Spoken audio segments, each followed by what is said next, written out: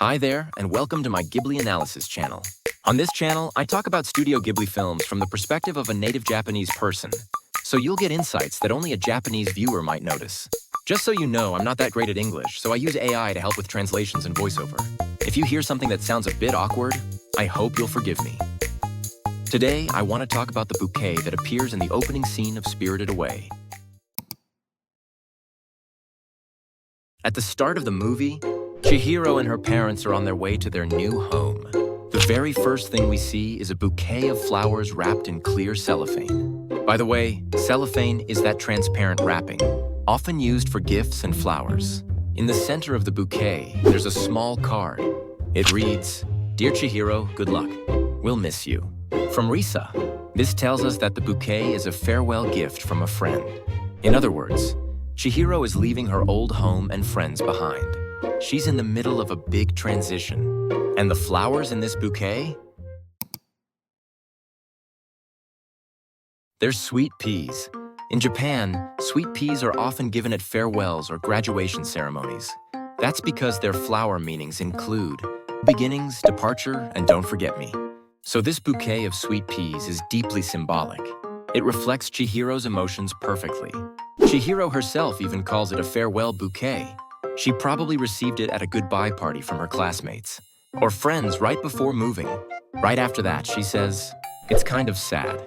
The first bouquet I ever got was a goodbye bouquet." And her mother replies, "Daddy bought you a rose for your birthday. Don't you remember?" But there's something interesting here. In the Japanese version, the line only says "a rose for your birthday." It doesn't mention who gave it to her. Personally, I think it's unlikely that her father gave her a rose. In Japan, it's not really common for parents to give flowers to their children, especially not for birthdays. And considering that Chihiro seems to come from a wealthy, spoiled background, she probably received toys or things she asked for, not flowers. If she did remember that rose, wouldn't she say something like, "Yeah, one rose." But that's not a bouquet. Kind of sarcastic, right? Now, here's where it gets really interesting. In the storyboard notes for the film, Hayao Miyazaki made a small comment about this line. He wrote, "like Anne's muttering." He's talking about Anne of Green Gables, the famous novel by Canadian author L.M. Montgomery. In Japan, it was adapted into an anime in 1979, and Hayao Miyazaki worked on it. The director of that anime was Isao Takahata, who later co-founded Studio Ghibli and directed films like Grave of the Fireflies and The Tale of the Princess Kaguya. That anime is still loved in Japan today, especially for its delicate emotional storytelling and beautiful scenery. If you haven't seen it, I highly recommend it. Anne, the main character, is a chatty, imaginative girl. She often speaks her mind and tends to ramble a bit. So when Chihiro says, "one rose doesn't count as a bouquet," Miyazaki saw that as something Anne would say too.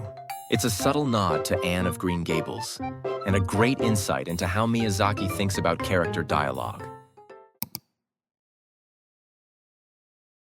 In the next video, I'll be talking about the message card attached to the bouquet. Who is the character Risa? Why was her name changed to Rumi in the English version? And what deeper meaning does this little card carry in the story? If you're interested, be sure to like this video and subscribe to the channel. Thanks so much for watching, and I'll see you in the next one.